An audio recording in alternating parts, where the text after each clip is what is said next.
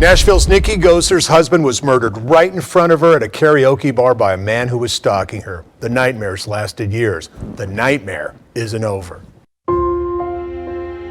Ben and Nikki Goser were having fun. Their karaoke business was a hobby, not a living. And when Hank Wise became a loyal customer, well, at first, that was good. He would come in and sing. But then Wise told Goser he loved her and she should leave her husband. She rebuffed him. He wrote her again. She blocked him. Her husband, Ben, talked to him, but he kept coming to shows. He stopped singing, by the way. He wasn't singing anymore.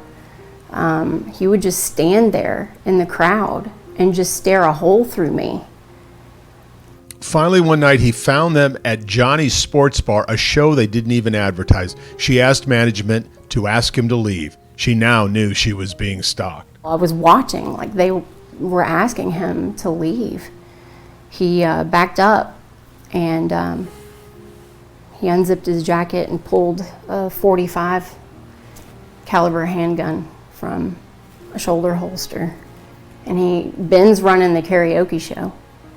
And he comes up behind Ben and he shoots him in the head, and then Ben falls.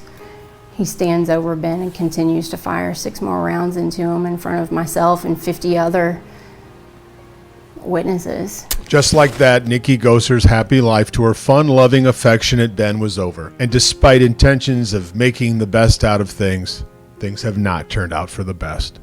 I've not remarried. It's been 12 years.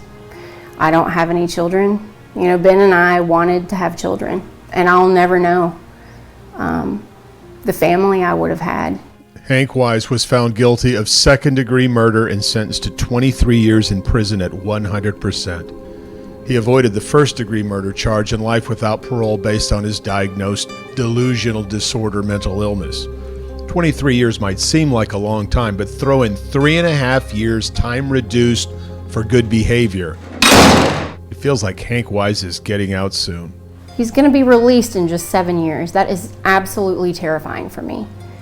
And so, yeah, I want to be able to protect myself because I'm very concerned that he's going to come looking for me. And that's not paranoia.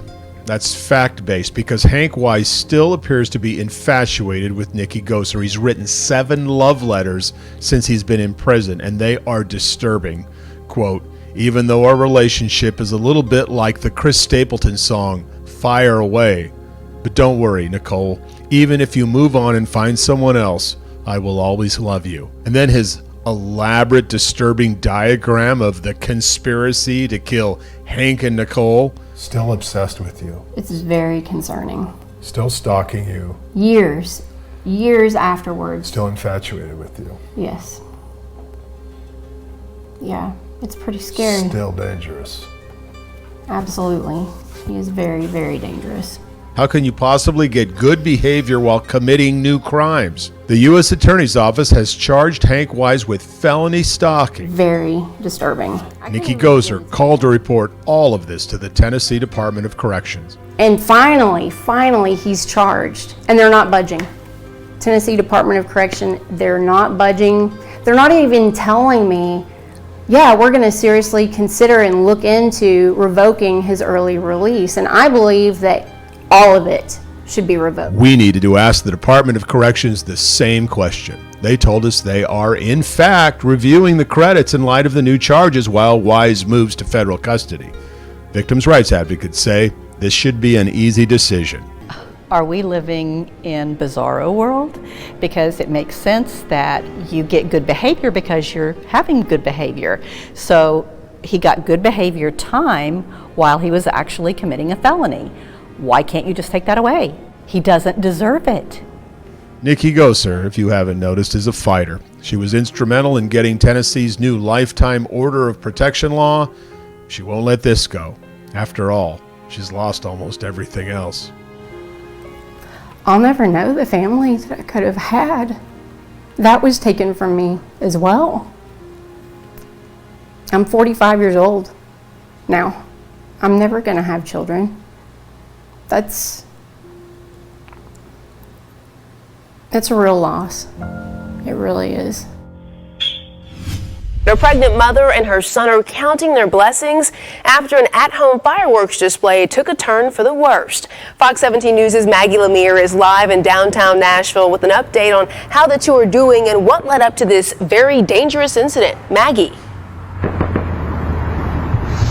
Well, Erica, thousands of people brought down here to downtown Nashville on the 4th of July and basically throughout the entire weekend to celebrate America's birthday. But people also decided to celebrate at home as well. For instance, Katie Beal and her 3-year-old son were enjoying a block party on the 4th of July before things took a turn for the worse. Everything was going smoothly until someone decided to put a firework on her husband's mortar launcher. Now, we want to warn you before we show you any of this video that it may just be disturbing to some, the video or the pictures that we're about to show. The unstable contraption ultimately injured both her and her son. Beal, who is 28 weeks pregnant, suffered first, second, and third-degree burns on her legs after picking up her son and making a dash for the house. Her son, who was sitting on her lap at the time, received first-degree burns. Now, the two were transported to Williamson Medical Center, and Beal is sharing her story in an effort to bring awareness to the importance of fireworks safety to everyone, everywhere. I just want people to be safe. I don't want to hear another story of a death that could have been prevented or a serious bodily injury that could have been prevented. I just want people to be safe. It's important to note as well that in Spring Hill, where this incident happened, residents are able to legally sell and shoot fireworks. Today, I also spoke with the Williamson County Rescue Squad, who shared some helpful tips for anyone participating in these activities at home. Oftentimes, people are being safe, but accidents can happen. So we highly recommend that you have water nearby, that you soak your fireworks when you're done for several hours before disposing them in a dumpster or trash can.